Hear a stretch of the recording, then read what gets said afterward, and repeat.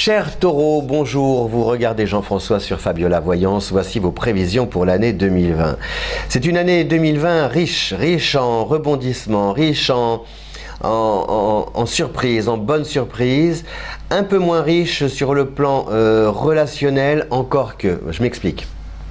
Vous avez des planètes qui arrivent comme ça en Capricorne. Jupiter en Capricorne, Saturne en Capricorne, à part une parenthèse de plusieurs mois entre mars et début août. Saturne en Capricorne, Pluton en Capricorne, Neptune en Poisson aussi, et Uranus dans votre signe en Taureau. Donc, si vous voulez, ça fait beaucoup de planètes qui vont traverser les signes de terre et les signes d'eau. L'eau nourrit la terre, ce qui veut dire que les émotions, l'intuition, l'imaginaire, l'imagination, les sens, votre sensibilité, eh bien, tout ça, ce sixième sens, là, vous allez mettre ça au service de projets innovants, très créatifs, qui vont vous amener à vous démarquer, à imprimer votre signature. Donc c'est une année très importante pour afficher vos réelles qualités, défendre vos intérêts et vraiment acquérir une sorte d'expertise à la fois à travers votre savoir-faire, ce qui est déjà existant, acquis, et surtout justement en apportant votre patte à des projets complètement neufs et vous allez vous surprendre vous-même, vous qui peut-être jusqu'ici obéissiez à des règles,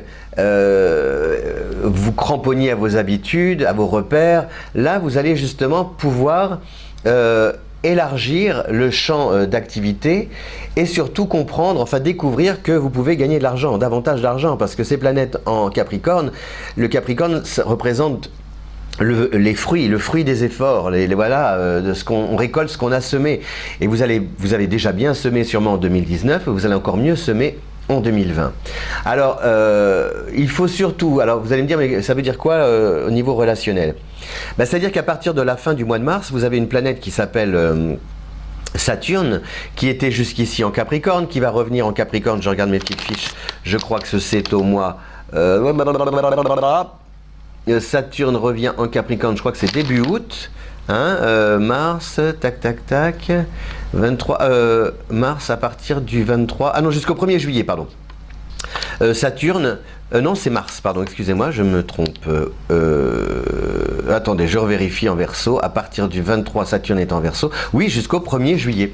Voilà, à partir du 2 juillet, Saturne va revenir en Capricorne. Donc, c'est quand Saturne va traverser le Verseau, à partir du 23 mars, eh bien cela va former un angle de 90 degrés avec Uranus dans votre signe. Un angle de 90 degrés en astrologie, on appelle ça un carré. Le carré, c'est conflictuel. C'est un bras de fer qui s'engage. Le Verseau est un signe visionnaire, curieux. Il représente aussi les autres. C'est le troisième signe d'air, donc c'est l'équipe, la foule, le monde, etc. etc. En formant ce carré avec Uranus, il peut y avoir justement sur le plan relationnel, vous risquez de vous heurter à des personnes qui vous envient, qui essaient de vous mettre des bâtons dans les roues, ou alors qui brassent de l'air, mais un peu trop d'air, et ça devient étouffant pour vous, qui ne tiennent pas leurs promesses.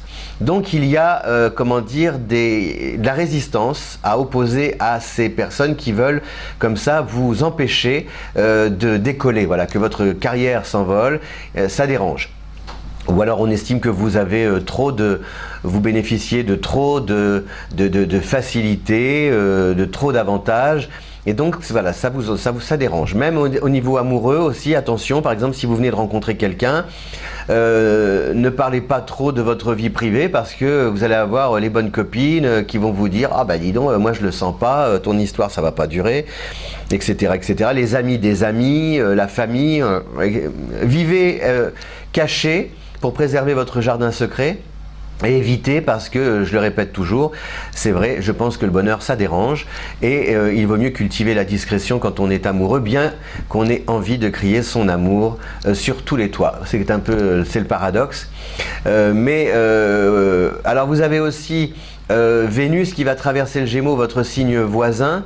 Donc c'est pareil, vous êtes pris un peu entre deux signes comme ça d'air, Verseau, Gémeaux, et ça crée sur le plan affective, sur le plan relationnel, je dirais pas des déceptions.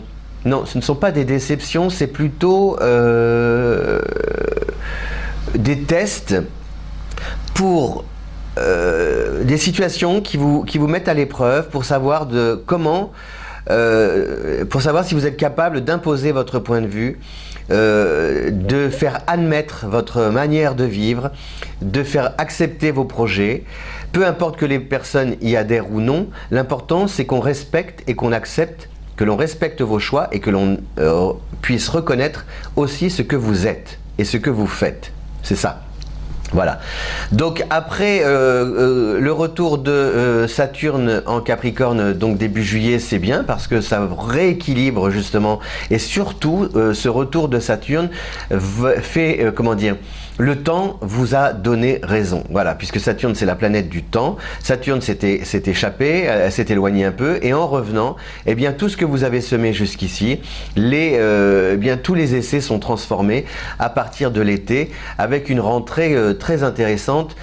Aussi Mercure rétrograde en Scorpion qui vous met un peu qui vous lance encore d'autres défis, avec peut-être pas mal d'activités que vous allez accumuler. Ça peut créer une situation stressante, mais on connaît votre acharnement au travail et on connaît aussi votre sens de l'engagement, donc a priori vous allez quand même bien vous en sortir et pouvoir remplir vos obligations à la perfection. C'est une période un peu difficile là, l'automne, sur le plan physique, avec voilà, une intensité mêlée, si vous voulez, une intensité d'activité associée à un sentiment de satisfaction, à de la gratification, parce que vous gagnez mieux votre vie, la situation est plus confortable, mais en même temps, cette amélioration s'accompagne aussi de tâches supplémentaires à remplir, et ce n'est pas forcément facile. Voilà. Donc c'est très... En fait, vous devez, en 2020, il est important pour le Taureau de trouver, de garder ses repères. Voilà, tout ce que vous avez mis sur pied, verrouillé, structuré jusqu'ici, d'ouvrir un peu les fenêtres, d'élargir, voilà, ou vous voyez, ou le plafond, voilà, à ciel ouvert, pour pouvoir accueillir tous les nouveaux projets, parce qu'il va y en avoir des beaux, aux enjeux financiers importants, conséquents. C'est une bonne année aussi pour investir, pour placer dans l'immobilier, déménager, surtout en début d'année ou dans la seconde partie de l'année. Et en même temps disposer des garde-fous pour empêcher quiconque d'empiéter sur votre territoire, surtout si c'est pour critiquer ou commenter votre façon de vivre. Voilà, donc ça c'est très important pour vous. C'est un peu le schéma, le scénario qui se profile. Un Taureau plein d'aisance, qui a confiance en lui parce que la vie lui renvoie au visage que ses choix passés étaient bons. Lui renvoie aussi l'image d'une personne compétente qui dispose d'un vrai savoir-faire, d'une reconnaissance, de gratification. Mais attention, il y a des loups dans la bergerie auxquels votre succès déplaît.